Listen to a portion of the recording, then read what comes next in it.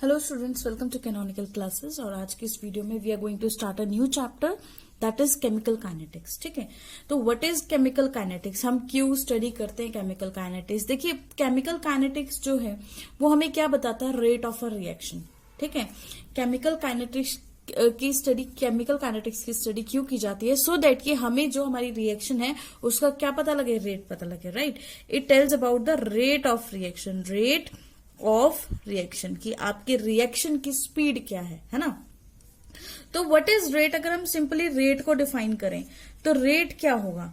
ठीक है, रेट देखिए, मतलब रेट का मतलब सिंपली हम बोलते हैं कि चेंज इन क्वांटिटी, किसी भी क्वांटिटी के अंदर चेंज करना, change in quantity with respect to time, with respect to time. मतलब टाइम के रिस्पेक्ट में अगर आपने किसी भी क्वांटिटी को चेंज कर दिया तो वो क्या हो जाता है, रेट हो जाता है। ठीक है, और ये क्वांटिटी एनी क्वांटिटी हो सकती है, कोई भी क्वांटिटी हो सकती है, एनी क्वांटिटी। ये भी आप याद रखेंगे यहाँ पे कि कोई भी क्वांटिटी हो सकता है, कोई भी अमाउंट हो सकता है। ठीक है, तो रेट तो सिंपली आपको पता लगे कि रेट क्या होता है, change in quantity with respect to time. मतलब टाइम के साथ अगर कोई चेंज आ रहा है किसी क्वांटिटी के अंदर तो हम बोल देंगे वो इतने रेट से चेंज हो रही है, उसका रेट ही है। राइट, तो अगर अब हमें यहां पर जो रेट ऑफ रिएक्शन के लिए यूज करना है तो rate of chemical reaction, what does it mean, मतलब रेट ऑफ केमिकल रिएक्शन का मतलब क्या होगा। देखिए, rate of chemical reaction, rate of chemical reaction. ठीक है, तो what does it mean for a reaction if we take, मतलब हम अगर रेट, अगर हम किसी भी रिएक्शन का डिफाइन करते हैं तो सपोज अगर मेरी रिएक्शन हो रही है इन एक्वस मीडियम। ठीक है, मैं दो कंडीशंस में डिफाइन करती हूँ इसको। If reaction is taking place in aqueous medium, in case of aqueous medium, in case of aqueous medium, अगर आपकी रिएक्शन एक्वस मीडियम में हो रही है तो आपको रेट डिफाइन करना है। तब आप कैसे डिफाइन करोगे, चेंज इन कंसंट्रेशन। ठीक है, take place with respect to time. तब हम रेट को कैसे डिफाइन करेंगे, change in concentration, change in concentration with respect to time, with respect to time. Right, अगर एक्वस सॉल्यूशन है तो हम किसको कंसीडर करते हैं, आपकी कंसंट्रेशन का चेंज कंसीडर करते हैं टाइम के साथ। लेकिन अगर वहीं पे अगर आपको गिवन है कि गैसियस गैसियस मीडियम है, ठीक है, in case of gaseous medium, in case of gaseous medium, right, gaseous medium के केस में क्या होगा, change in pressure with respect to time, change in pressure, change in pressure with respect to time, with respect to time। ठीक है, क्या ये बात clear हुई। क्या है हमारे पास, सिंपली अगर एक्वस मीडियम में लेते हैं तो हम कंसंट्रेशन का चेंज देखेंगे, अगर हम गैसियस मीडियम में लेते हैं तो हम प्रेशर का चेंज देखेंगे, क्योंकि गैसेस के लिए प्रेशर को मेजर किया जाता है और एक्वस मीडियम में हमें कंसंट्रेशन, मतलब कितना रिएक्टेंट है और वो कितने प्रोडक्ट में चेंज हुआ। ठीक है, सेम गैसियस मीडियम के अंदर भी हम प्रेशर को कंसीडर करेंगे, कितना प्रेशर रिएक्टेंट पे है प्लस आपका प्रोडक्ट पे कितना प्रेशर लग रहा है या फिर चेंज आया। राइट, अब डिपेंडिंग अपॉन रेट के ऊपर डिपेंड करके आपकी जो रिएक्शंस है वो फॉलोइंग कैटेगरीज की होती है। जैसे फर्स्ट कैटेगरी अगर हम पढ़े तो very fast chemical reactions. Right, very fast chemical reactions, तो ये ऐसी रिएक्शंस होती है जो बहुत ही ज्यादा, एक्चुअल में बहुत ज्यादा फास्ट होते हैं। हम सिंपली बोले कि जो कंप्लीट हो जाती है, which completes in fraction of time.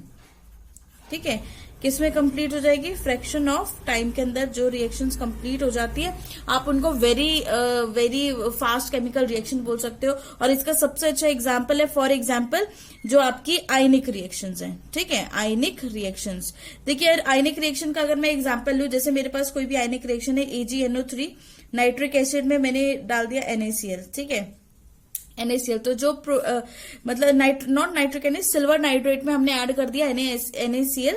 ठीक है, तो प्रोडक्ट क्या बनेगा आपका AgCl। AgCl के व्हाइट पीपीटीज बनते हैं, जो कि आपको हमेशा याद रखना है कि AgCl जो है नीचे प्रेसिपिटेट आउट हो जाता है विद व्हाइट पीपीटी, राइट। वो इसके कैसे पीपीटीज होंगे, आपके व्हाइट कलर के पीपीटीज होंगे, ठीक है। और ये व्हाइट पीपी सबसे पहले जल्दी से सेटल डाउन हो जाएंगे, प्लस जो आपके सॉल्यूशन में बचेगा दैट इज NaNO, ये क्या हो गया, सोडियम नाइट्रेट। तो ये रिएक्शन ऐसी है जिसमें there is no breaking of bond and no formation of bond, ठीक है। यहां पे कोई भी बॉन्ड की ब्रेकिंग नहीं हुई है, कोई भी बॉन्ड की फॉर्मेशन नहीं हुई है। No breaking of bond, no breaking of bond and no formation of bond takes place, ठीक है। ना ही बॉन्ड की ब्रेकिंग हो रही है, ना ही बॉन्ड की फॉर्मेशन हो रही है। तो ऐसी टाइप की रिएक्शन जहां पे ना ब्रेकिंग ऑफ बॉन्ड हो गई, ना ही फॉर्मेशन ऑफ बॉन्ड की, उनको आप क्या बोल देते हो, आयनिक रिएक्शंस बोल देते हैं। अगर इनके अंदर बॉन्ड नहीं है तो इनके अंदर क्या है, simply force of attraction, that is electrostatic force of attraction.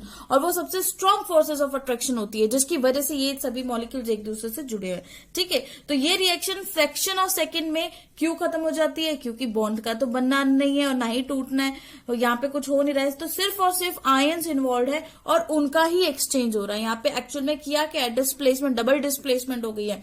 और डबल डिस्प्लेसमेंट के अंदर हम करते क्या है, दो के आयंस को आप क्या कर देते हो, अदला बदली कर देते हो, मतलब एक्सचेंज कर देते हो। जैसे Ag के साथ नाइट्रेट था, Na के साथ Cl था, Cl Ag के साथ आ गया, NO3 Na के साथ चला गया। तो सिंपली एक्सचेंज रिएक्शन है, डिस्प्लेसमेंट रिएक्शन है, डबल डिस्प्लेसमेंट रिएक्शन है, but it is not a reaction जिसके अंदर आपकी बॉन्ड की फॉर्मेशन या बॉन्ड की बोले की ब्रेकिंग टेक प्लेस करती है, right. Next category of reaction is very slow reactions. और ये जो स्लो रिएक्शंस है ये इतनी स्लो होती है जिसको होने में लॉन्ग पीरियड लग जाता है, मतलब साल 2 साल लग जाते हैं, ठीक है। Which completes in very very long period of time. हम सिंपली लिख देते हैं ये ऐसी रिएक्शंस होती है which completes in very very long period of time,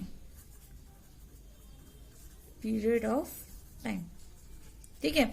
जो बहुत ज्यादा लॉन्ग पीरियड लगाते हैं अपने आप को कंप्लीट करने में, तो ऐसे ही रिएक्शंस को क्या बोला जाता है, वेरी जो स्लो रिएक्शंस हैं, ठीक है। तो इसका एग्जांपल, सबसे अच्छा एग्जांपल जो आपने सबके घरों में देखा ही होगा, rusting of iron. Rusting of iron, iron की जो रस्टिंग होती है उसमें देखिए कितना सारा टाइम लगता है, ठीक है। तो देखिए जो वेरी फास्ट रिएक्शंस हैं, ये वेरी स्लो रिएक्शंस हैं, इनका हम रेट डिटरमाइन नहीं कर सकते, क्योंकि इतनी कम धीरे चलने वाली रिएक्शन का जो साल 2 साल में कवर होने वाली है, उसका रेट हम फाइंड करके क्या करेंगे।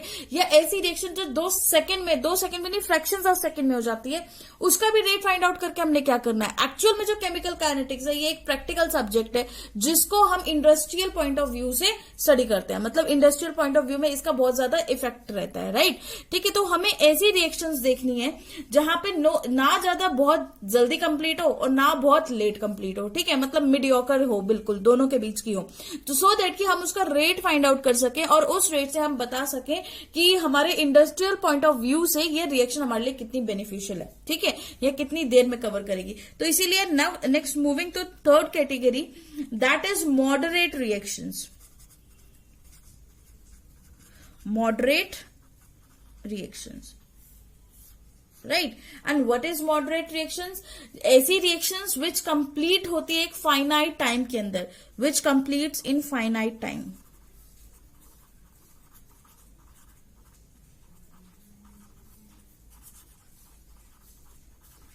फाइनाइट टाइम मतलब एक पर्टिकुलर फाइनाइट टाइम गिवन होगा आपको, उसमें कंप्लीट हो जाएगा, ठीक है। क्यों ऐसा क्यों है, फाइनाइट टाइम में क्यों कंप्लीट होंगे, because it include all molecular reaction, ठीक है, it includes all molecular reaction, सभी की सभी मॉलिक्यूलर रिएक्शंस इसके अंदर इंक्लूड हो जाती हैं, ठीक है। और इसके अंदर अगर मॉलिक्यूलर रिएक्शंस हैं तो मॉलिक्यूलर रिएक्शंस में breaking of old bond and formation of new bond भी पॉसिबिलिटी है, राइट। तो यहां पे बोल सकते हैं breaking of old bond, breaking of old bond and formation of new bonds takes place, right? ठीक है, न्यू बॉन्ड टेक प्लेस। तो ऐसे ही रिएक्शन जिनके अंदर बॉन्ड की ब्रेकिंग भी हो रही है, फॉर्मेशन भी हो रही है, राइट, और साथ के साथ मॉलिक्यूलर रिएक्शंस और एक फाइनाइट टाइम के अंदर कवर हो जाती है, तो वो मॉडरेट रिएक्शंस का रेट हम फाइंड आउट करेंगे in your chemical kinetics, right. तो सबसे फर्स्ट जो हम अब इसके बाद ये स्टेप्स, ये रिएक्शंस को पढ़ने के बाद हमारा जो सबसे फर्स्ट स्टेप है that is calculation of rate of reaction. अब नेक्स्ट फंडा हम जो स्टार्ट करेंगे दैट इज कैलकुलेशन। तो रेट ऑफ रिएक्शन कैसे कैलकुलेट किया जाता है उसको जरा देख लेते हैं। जब हमें किसी भी रिएक्शन के लिए रेट लिखना होता है तो हम उसके रेट को कैसे रिप्रेजेंट करेंगे, उसको कैसे ऑन पेपर हम शो करते हैं, तो वो सब देखते हैं। देखिए, तो रेट लिखने के लिए होता क्या है कि सपोज आपके पास कोई भी रिएक्शन है, मान लीजिए आपके पास एक रिएक्शन है A plus B gives you C plus D, ठीक है। आपके पास ये पर्टिकुलर रिएक्शन है। अब ये वाला एरिया इज योर रिएक्टेंट, है ना, and this one is your product. ये वाला area is your reactant and this area is your product. तो होता क्या है, रिएक्टेंट के लिए हमेशा लिखा जाता है रेट ऑफ डिसअपियरेंस, क्योंकि रिएक्टेंट डिसअपियर होके ही आपके प्रोडक्ट बनाएंगे, ठीक है। तो जब हम रेट को लिखते हैं, रेट ऑफ रिएक्शन को दो टाइप में लिखेंगे, एक rate of disappearance, second one is क्योंकि प्रोडक्ट बन रहा है, अपियर हो रहा है, तो इसके लिए रेट ऑफ अपियरेंस लिखा जाएगा, राइट। तो इसके लिए हमें लिखा जाएगा rate of disappearance, rate of disappearance.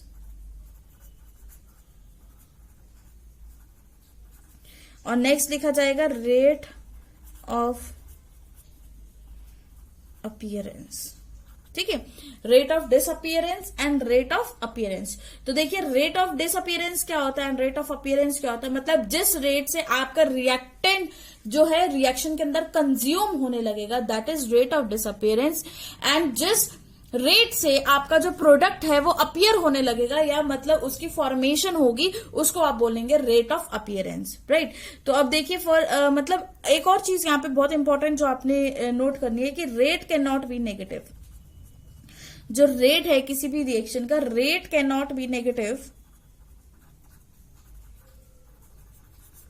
Rate कभी भी किसी भी रिएक्शन का नेगेटिव नहीं होता, ठीक है। सो इन द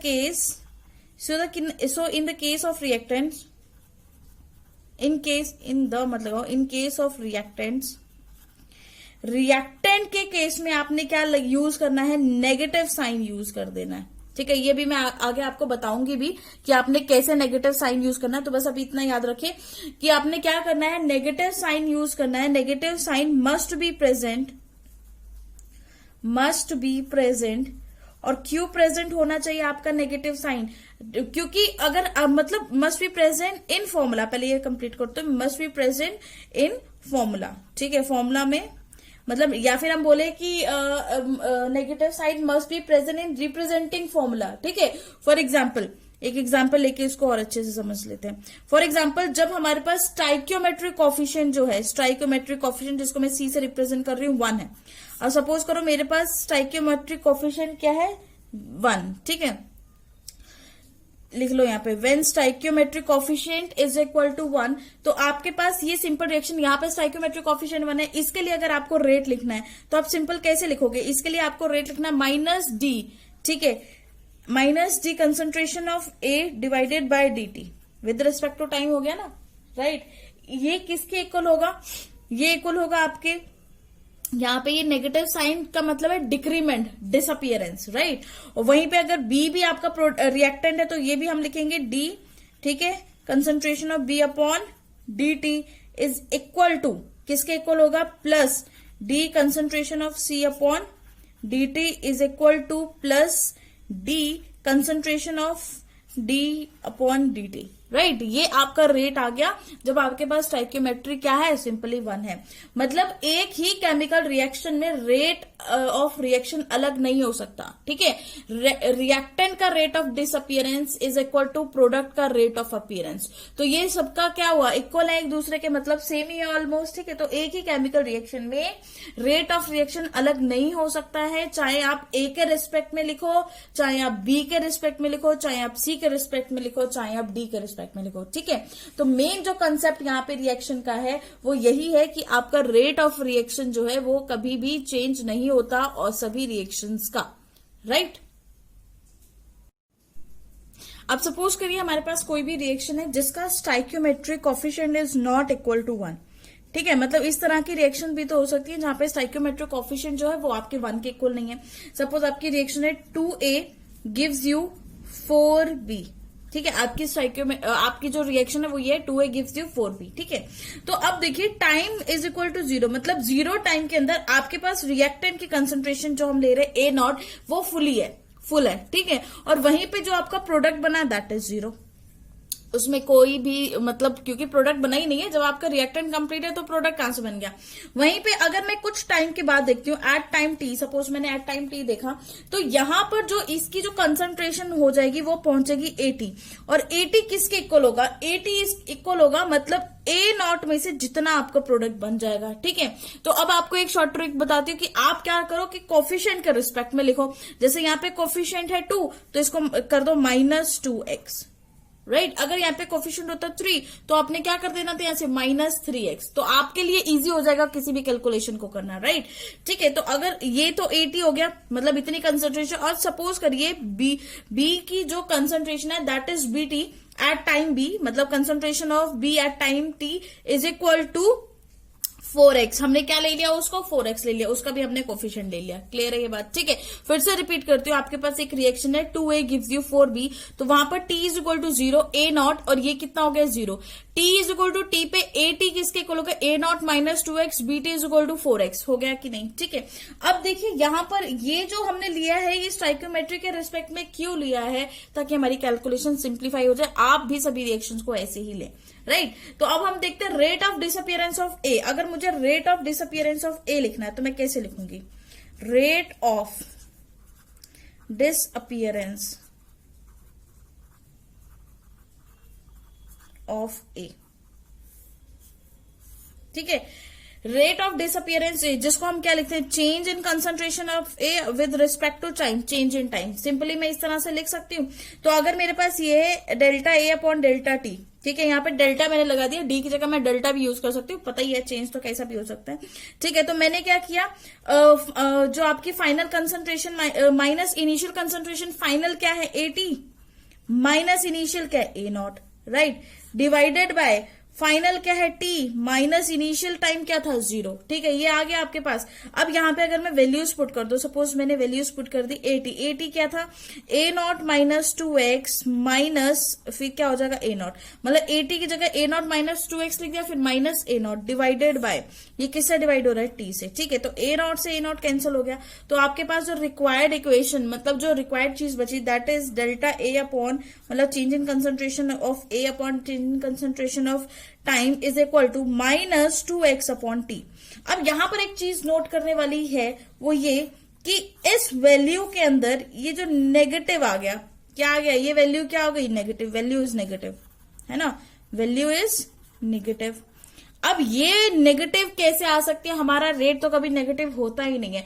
तो इस नेगेटिव को हटाने के लिए हमें क्या करना पड़ता है, हम पहले से ही अपने रिएक्टेंट के आगे नेगेटिव लगा के रखेंगे, राइट। हम क्या करेंगे, पहले से ही अपने रिएक्टेंट के आगे नेगेटिव लगा के रखेंगे। सपोज अगर मैंने ये लिखूं delta minus delta A upon delta T, तो वो किसके इक्वल होगा, -2x अपॉन टी के इक्वल होगा कि नहीं। तो यहां से नेगेटिव टू नेगेटिव कैंसिल हो जाएगा आपका, राइट। मतलब ये किसमें सिंपली चेंज हो जाएगा, पॉजिटिव में चेंज हो जाएगा, है ना। तो इसीलिए हम क्या बोलते हैं कि हम इसीलिए यहां पर सबसे पहले जब भी हम रेट ऑफ डिसअपियरेंस लिखते हैं तो वो रेट ऑफ डिसअपियरेंस में ये नेगेटिव साइन इसीलिए लगाया जाता है सो दैट कि अगर आपका रेट नेगेटिव आ रहा है तो वो आपको अपीयर किस में हो, पॉजिटिव में अपीयर हो, क्योंकि रेट कभी भी नेगेटिव नहीं होता। अब अगर हमें rate of appearance of B लिखना होगा तो उसको भी हम कैसे लिखेंगे, change in concentration of B, मतलब delta B upon delta T, ठीक है। ओके, ये ब्रैकेट आप लगा लो तो अच्छा ही है, जस्ट बिकॉज ये कंसंट्रेशन रिप्रेजेंट कर रहा है। तो delta B upon delta T किसके इक्वल होगा, है ना। डेल्टा बी और डेल्टा टी किसके इक्वल होगा, आपकी final minus initial concentration, final concentration was 4x minus initial concentration was 0।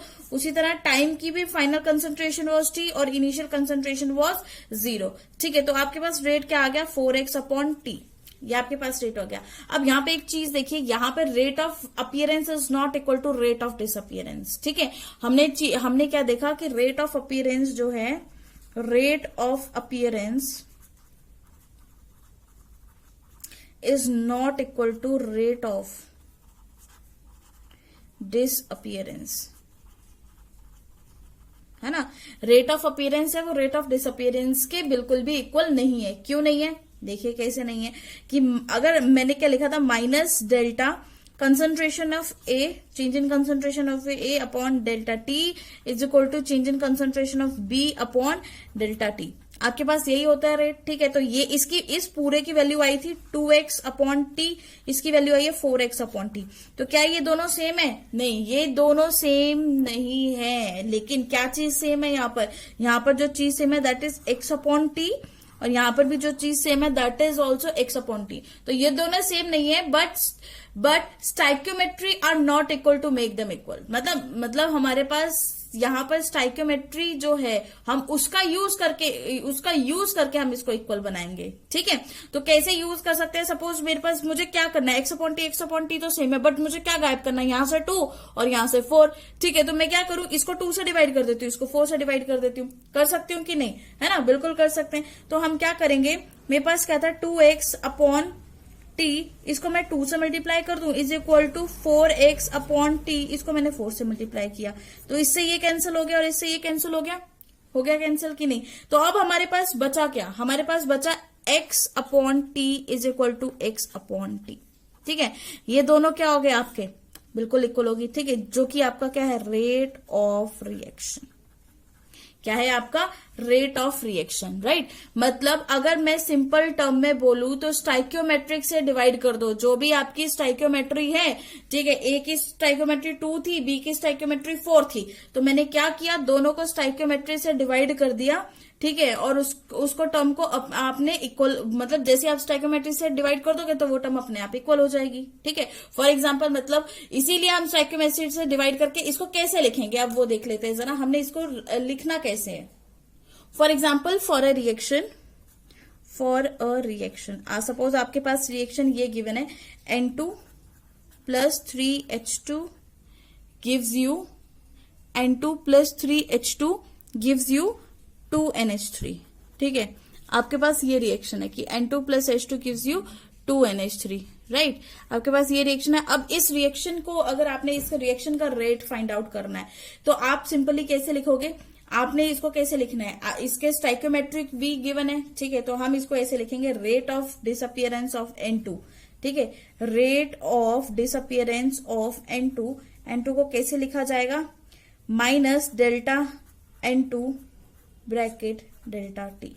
लिख सकते हैं कि नहीं, राइट, बिल्कुल लिख सकते हैं। ठीक है, उसी तरह से rate of disappearance of H2 को अगर मुझे लिखना होगा तो मैं क्या लिखूंगी, माइनस 1/3, जो स्टाइक्योमेट्री का उसको मैंने 1/3 कर दिया। ठीक है, into delta H2 upon delta T.